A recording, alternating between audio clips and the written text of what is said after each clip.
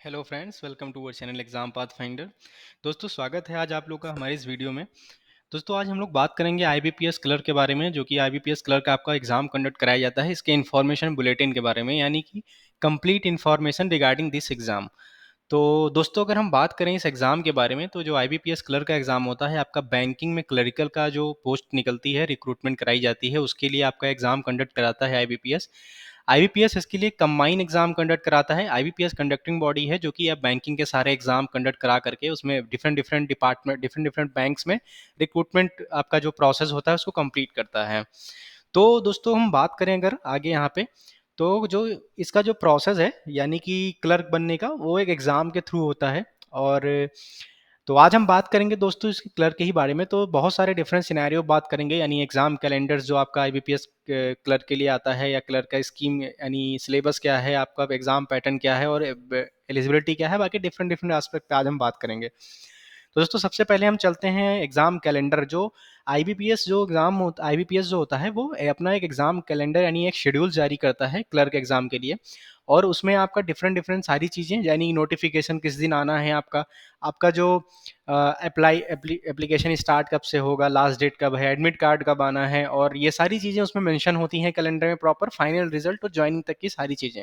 तो ये एक अच्छी बात होती है बैंकिंग एग्जाम के लिए। और जो आईबीपीएस जो कंडक्टिंग बॉडी है, ये इसके लिए कि ये टाइमली हर चीज़ एग्ज़ाम आपका हमेशा कंडक्ट कराता है।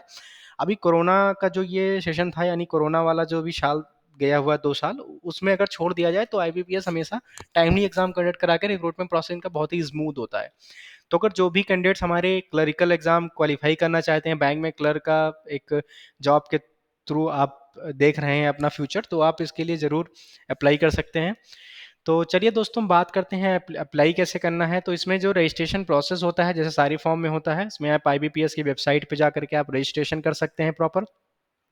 वहाँ से आप अपना फॉर्म फिल कर सकते हैं, सारे क्राइटेरिया जो भी डॉक्यूमेंट हैं वो लगा करके। और क्लर्क का जो ये हर साल जो आपका नोटिफिकेशन होता है, ये आपका एक 11th 10th ऐसे करके सीक्वेंस में जारी होता है, यानी ईयर ना लिख के ये उसमें एक नंबर यानी रोमन नंबर मेंशन करके अपना नोटिफिकेशन निकालते हैं, जैसे 12वीं या फिर 13वीं ऐसा, यानी कि कौन सा रिक्रूटमेंट है, 13वां या 12वां कौन सा है, 13 12 11 9 इस तरीके से। तो आगे हम बात करें दोस्तों कि डॉक्यूमेंट की, तो आप में इसमें photograph, signature, thumb impression, handwritten declaration, यानी 4 चीज़ें आपको अपलोड करनी होती है। फोटोग्राफ का जो साइज, पिक्सल्स, फॉर्मेट, ये सारी चीज़ें यहाँ पे मेंशन की गई है, आप यहाँ पे देख सकते हैं प्रॉपर। और हम बात करते हैं हैंड रिटन डिक्लेरेशन की, तो आपका जब नोटिफिकेशन आता है तो उसमें प्रॉपर ये चीज़ मेंशन की जाती है कि आपको 2 या 3 लाइन का कुछ डिक्लेरेशन होता है, जिसे आपको सिंपल एक A4 साइज पेपर में लिख करके उसका स्कैन करके उसको प्रॉपर अपलोड करना होता है। वो आपका डीबी प्रोसेस में के लिए होता है कि आपका बाद में अगर कोई आपका वो कि फॉर्म आपने भरा है, पेपर कोई और दे दिया, फिर कोई डाउट आता है, केसेस होते हैं, तो उसके लिए आपकी हैंड राइटिंग जो है मैच कराई जा सके। तो यहाँ पे जैसे मेंशन भी किया गया है कि the text for handwritten declaration followed I, यानी यहाँ पे आपका नेम होना चाहिए इस ब्लैंक वाले पार्ट में, और बाकी ये सारी चीज़ें आप डिक्लेरेशन फॉर्म में आप डिक्लेयर करते हैं अपनी तरफ से। दोस्तों, आगे हम बात करते हैं फ़ी की। तो फ़ी हर साल बढ़ रहा है, और जो अभी यहाँ आपके सामने दिख रहा होगा, 850 रुपये आपकी मिनिमम फ़ीस आती है, यानी ओवरऑल जो कि धीरे धीरे आईबीपीएस बढ़ाता ही है फ़ी हर साल। तो अभी तक के लिए तो 850 रुपये आपकी मिनिमम फ़ी है जनरल कैंडिडेट्स के लिए, और S C S T PWD candidate के लिए 175।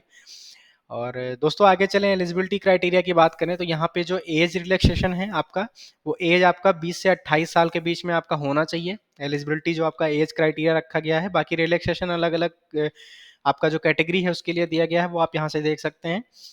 और एलिजिबिलिटी की बात करें तो आप मिनिमम आपका ग्रेजुएशन कंप्लीट हो जाना चाहिए, और आप जो है किसी भी यानी इंडिया के सिटीजनशिप आपके पास होनी चाहिए। तो ये सारी चीज़ें यहाँ पे है। बाकी आगे बात करेंगे हम इसके एग्जामिनेशन प्रोसेस की। और एजुकेशनल क्वालिफिकेशन आपका सिंपल मैंने बता दिया, आपका सिंपल ग्रेजुएशन होना चाहिए किसी भी स्ट्रीम में, तो आप भर सकते हैं फॉर्म। और यहाँ पे कैटेगरी के बारे में बताया गया है, ईडब्ल्यूएस कैटेगरी, और डिफरेंट डिफरेंट कैटेगरीज का आपका यहाँ पे फॉलो क्या करना है वो आप यहाँ से रीड कर सकते हैं हमारे नोटिफिकेशन, इसमें प्रॉपर आपका इन्फॉर्मेशन बुलेटिन में। चलिए, बहुत ही इंपॉर्टेंट चीज़ जो आ गई है अभी, स्कीम एंड पैटर्न की बात करें, तो इसमें 2 तरीके का एग्जाम यानी प्रीलिम्स और मेन, 2 फेज में एग्जाम कंडक्ट कराया जाता है दोस्तों। और एक होता है सीपीटी मोड, यानी कंप्यूटर प्रोफिशिएंसी टेस्ट होता है। और सॉरी, इसमें नहीं होता है, वो आपका पीओ में होता है। इसमें होता है एलपीटी, लैंग्वेज प्रोफिशिएंसी टेस्ट होता है, यानी आपका मेंस के बाद में एक जो, अगर सॉरी, अगर आप यूपी के हैं और आप मणिपुर से अप्लाई करना चाहते हैं क्लर्क का फॉर्म, तो वहाँ पे आपका लैंग्वेज टेस्ट होगा, यानी कि आप मणिपुरी में आपका लैंग्वेज टेस्ट होगा, या कहीं और आप डिफरेंट तमिलनाडु से करना चाहते हैं, यूपी के हैं, तो वहाँ आपका जो है तमिलनाडु यानी तमिल में आपका टेस्ट होगा। वो इस केस में होगा, वेरीफाई इस केस में होता है आपका हाई स्कूल यानी 10th की जो आपकी मार्कशीट होती है, उसमें अगर आपका जो जो सब्जेक्ट वहाँ के रिक्वायरमेंट है एलपीटी के लिए, वो उसमें आपने अगर अपना मैट्रिक लेवल नहीं पास किया है तो आपका एग्जाम कंडक्ट कराया जाता है, अदरवाइज नहीं कराया जाता है। तो उसको आपका पास करना मैंडेटरी होता है, नहीं तो आप एलिजिबल नहीं होते हैं। और ये सही भी है, जैसे आप कहीं भी अगर आप यूपी के हैं या फिर आप बिहार के हैं, आपको किसी नॉर्थ ईस्ट में या फिर आपका साउथ में आपके जाके जॉब करनी है, तो आपका ये होना चाहिए कि हाँ, मैं तमिल बोल लेता हूँ, नहीं तो आप वहाँ के पब्लिक, चूंकि पब्लिक डीलिंग की जॉब होती है तो आप पब्लिक से इंटरेक्शन ही नहीं कर पाएंगे आप, क्योंकि इंग्लिश सबको नहीं आती है। तो आपका रीजनल लैंग्वेज आना इंपॉर्टेंट होता है। तो आप उसी हिसाब से अपने स्टेट वाइज और रीजनल लैंग्वेज के हिसाब से उसी स्टेट प्रेफरेंस दे सकते हैं, भर सकते हैं। और प्रीलिम्स की बात करें इसमें, तो इसमें 3 आपका सेक्शन होता है, इंग्लिश, रीजनिंग और न्यूमेरिकल एबिलिटी। इसमें 35 क्वेश्चन आते हैं आपके। टोटल 100 क्वेश्चन होते हैं, 100 मार्क्स के। माइनस मार्किंग भी होती है इसमें, 1/4 की माइनस मार्किंग आपकी होती है।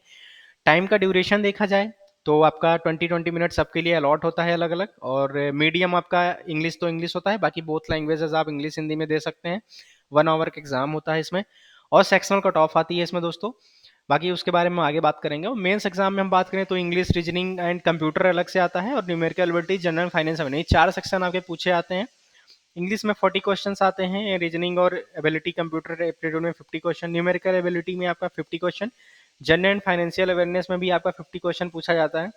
मैक्सिमम मार्क्स यहाँ पे आपका दे रखा है 40, 60, 50, 50 एंड 200। टाइम ड्यूरेशन भी इसमें भी डिवाइड होता है आपका, कंपोजिट टाइम नहीं होता है, सेक्शनल टाइम आपको दिया जाता है, यानी आपको ये 35 मिनट में ही करना होता है। और ये से रीजनिंग का आपको 45 minute, numerical 45 minute, general and financial awareness 35 minutes में। 160 मिनट आपको मिलते हैं। 200 नंबर का पेपर होता है, 190 क्वेश्चन होते हैं। और बात करें हम 1/4 आपकी माइनस मार्किंग होती है दोस्तों इसमें, निगेटिव मार्किंग। और final score on the calculation for IBPS clerk की बात करें हम, यानी कि जो आपका मेरिट बनती है वो सिर्फ मेंस पे बनती है, प्रीलिम्स आपका क्वालिफाइंग नेचर का होता है। तो आप प्रॉपरली इसे समझ लिए, यानी कि जो आपको नौकरी मिलेगी, यानी जो आप जॉब आप पा सकते हैं केवल फाइनल यानी मेंस के बेसिस पे है, बट इंपॉर्टेंट आपका प्रीलिम्स ही है, आपको वो क्वालिफाई करना ही पड़ेगा। और सिलेबस एंड की टॉपिक्स अगर देखते हैं तो quantitative aptitude, reasoning ability, English languages, ये 3 तरह के यहाँ पे सिलेबस है आपका दे रखा है, तीनों सब्जेक्ट का अलग अलग। यानी आप क्वांट के लिए आपका सिंप्लीफिकेशन, प्रॉफिट लॉस, यानी सिंपल एप्टीट्यूड वाली चीजें आप यहाँ पे प्रॉपर पढ़ सकते हैं। और अगर बात करें हम तो मैथ की अगर हम बात करते हैं दोस्तों, तो simplification, profit loss, mixer alligation, simple interest है सारी, यानी बेसिक एप्टीट्यूड जो आपका मैथ क्वांटिटेटिव एप्टीट्यूड में आपके चैप्टर्स होते हैं वो इंपॉर्टेंट होता है। थोड़ा कैलकुलेशन इसमें ज़्यादा अच्छी होनी चाहिए आपकी। आपका जो सिंप्लीफिकेशन पार्ट और ये सब जो सीरीज पार्ट होते हैं ज़्यादा पूछे जाते हैं। रीजनिंग एबिलिटी की बात करें दोस्तों, तो इसमें लॉजिकल रीजनिंग, अल्फा न्यूमेरिक, यानी सारी मिक्स होती है। डेटा सफिशिएंसी के कुछ क्वेश्चंस आते हैं। पजल बहुत ही इंपॉर्टेंट, जो कि पजल आती है आपकी, blood relation, input output, coding, decoding, ये सारे चैप्टर्स इसमें इंक्लूड होते हैं रीजनिंग में। तो आपका पजल और ये सारी चीज़ें बहुत इंपॉर्टेंट है, बहुत ही ज़्यादा अच्छे से प्रैक्टिस करनी होगी आपको। इंग्लिश लैंग्वेजेस में आपका सिंपल रीडिंग कॉम्प्रीहेंशन पार्ट होता है, cloze test, parajumble, miscellaneous, fill in the blanks, ये सारी चीज़ें दोस्तों इसमें आती है। और इस पे आपका बहुत ही अच्छा कमांड होना चाहिए। और अगर हम बात करें दोस्तों इसमें मेंस के लिए, तो सेम ही सिलेबस होता है, बस चीज़ें इसमें वेरी कर जाती हैं कि आपका प्रीलिम्स में पजल के कैसे कैसे क्वेश्चन आ रहे हैं, कितने क्वेश्चन, और मेंस में कैसे कैसे आ रहे हैं। तो दोस्तों आगे हम बात करते हैं सैलरी, पर्क्स, अलाउंसेस। अगर की इसकी बात करें तो जो आपका बेसिक पे इसमें बनेगा 11,775 765 बनता है। और ये आपका उस सिटी के लिए जहाँ 45 लाख से ज़्यादा, मतलब से कम पॉपुलेशन है। ओवरऑल अगर हम बात करते हैं दोस्तों अलाउंसेस वगैरह लेकर के, आपका डीए, एचआरए सब कुछ लेकर के, तो आपकी जो सैलरी बनती है वो अप्रॉक्स 29 या 30,000 के अप्रॉक्स बनती है आपकी सैलरी, रिडक्शन के बाद में जो आपकी नेट सैलरी रहेगी। तो ठीक ठाक सैलरी है। बाकी इंक्रीमेंट होते हैं बहुत सारे, आपका जो ग्रोथ है वो भी है। तो चलिए, ग्रोथ की बात किया तो मैंने यहाँ पे आ भी गया, प्रमोशन एंड कैरियर ग्रोथ की ही बात कर लेते हैं। तो दोस्तों इसमें काफ़ी ज़्यादा अच्छा ग्रोथ के चांसेस होते हैं, आप बहुत हाई लेवल पोस्ट तक जा सकते हैं। तो कुछ रिटन एग्जाम होते हैं, जो डिपार्टमेंटल एग्जाम होते हैं जैब का ही, वो सब आप क्लियर करके एक अच्छे और प्रॉपर एक प्रोसेस के थ्रू जा सकते हैं। अगर आपको जल्दी प्रमोशन चाहिए तो आप ये एग्जाम आपको क्लियर करना पड़ेगा। जाइब और काइप का करके होता है, जेआईआईबी और सीएआईआईबी का होता है, जो कि नॉर्मल सीनियरिटी बेसिस प्रोसेस होता है। और सॉरी, मेरिट बेसिस प्रोसेस में ही आपको एग्जाम क्लियर करना पड़ेगा, यानी आप जल्दी जल्दी अगर प्रमोशन चाहते हैं। अदरवाइज आप नॉर्मली आप जॉब कर रहे हैं, एग्जाम नहीं भी क्लियर कर पाते हैं, तो आपका एक थोड़ा स्लो प्रोसेस होगा आपका जो प्रमोशन का, बट होगा वो। और 2 से 3 साल के बाद आप एलिजिबल हो जाते हैं प्रमोशन के लिए इस जॉब के बाद में, यानी कि क्लर्क के जॉब के बाद में। और जो प्रमोशन का यहाँ पे दोस्तों जो क्राइटेरिया रखा गया है, आप क्लर्क से लेकर के पहले फिर क्लर्क, फिर ऑफिसर बनते हैं, फिर senior officer, assistant manager, manager, senior manager, chief manager, यानी आप टोटल जनरल मैनेजर तक की आप पोस्ट के लिए आप यहाँ पे जा सकते हैं फाइनल। आप रिटायर होते होते एक अच्छी रेपुटेटेड पोस्ट के बाद आप रिटायर हो सकते हैं क्लर्क बन के। तो बहुत ही अच्छी जॉब है दोस्तों इसके लिए। अगर आप एलिजिबल हैं तो इसके लिए ज़रूर अप्लाई करिए और जल्दी से जल्दी गवर्नमेंट जॉब ले सकते हैं आप। बैंकिंग में आपका जॉब करने का सपना ही पूरा हो सकता है। तो दोस्तों आज के लिए इस इन्फॉर्मेशन बुलेटिन में इतना ही। बाकी मैं आपको इस प्लेटफॉर्म के बारे में बता दूं तो हमारा एक कम्युनिटी प्लेटफॉर्म है। तो यहाँ पे आप जो कम्युनिटी प्लेटफॉर्म है, यहाँ पे आप अपना जो भी डिस्कशन बटन या ये सारी चीज़ें आपको कैटेगरी रखी हैं, इसमें आप सर्च करके जा सकते हैं और इसको यूज़ कर सकते हैं। इसमें आप डिस्कशन कर सकते हैं, अपना डाउट पूछ सकते हैं। अदरवाइज यहाँ पे जैसे किसी भी थ्रेड में आप जाएंगे तो आपको रिप्लाई सेक्शन दिख रहा होगा, यहाँ पे रिप्लाई सेक्शन पे क्लिक करेंगे तो आप यहाँ पे कोई भी डाउट या इन्फॉर्मेशन आप शेयर कर सकते हैं। इसे फॉलो कर सकते हैं थ्रेड को, पर्टिकुलर थ्रेड को, तो उसके बाद रिगार्डिंग जितनी नोटिफिकेशन है वो आप तक पहुंचेगी।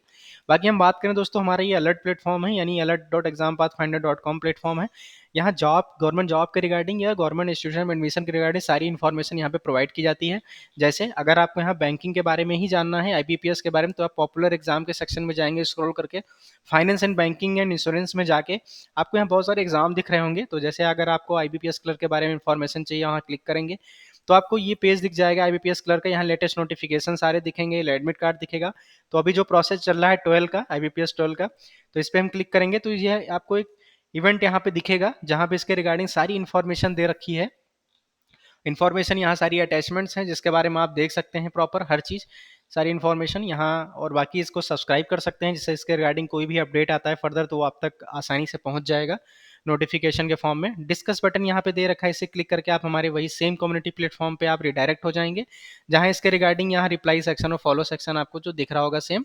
तो आप कोई भी डाउट वगैरह सब पूछ सकते हैं। इसे शेयर भी कर सकते हैं अपने दोस्तों के साथ में different different social media platform पे। बाकी यहाँ पे हमारा ऐप भी है एग्जाम पाथ फाइंडर का, जो आप अपने मोबाइल और डेस्कटॉप दोनों मोड में इसको इंस्टॉल कर सकते हैं। तो दोस्तों आज के लिए फिर इस वीडियो में इतना ही। बाकी मिलते हैं एक नेक्स्ट इन्फॉर्मेशन बुलेटिन के साथ में, एक न्यू इन्फॉर्मेशन एग्जाम के बारे में बात करेंगे। तो अगर ये वीडियो आपको पसंद आया है तो वीडियो को लाइक करिए, वीडियो को शेयर करिए अपने दोस्तों के साथ में, वीडियो को सब्सक्राइब कर दीजिए और बेल आइकन प्रेस कर दीजिए, जिससे जो भी फर्दर नोटिफिकेशन आता है, वीडियो जो भी हमारे इस प्लेटफॉर्म पे पड़ता है यूट्यूब प्लेटफॉर्म पे, वो आपको उसका नोटिफिकेशन मिल जाएगा। तो वीडियो में अंत तक बने रहने के लिए बहुत बहुत धन्यवाद। मिलते हैं एक नेक्स्ट इन्फॉर्मेटिव वीडियो में।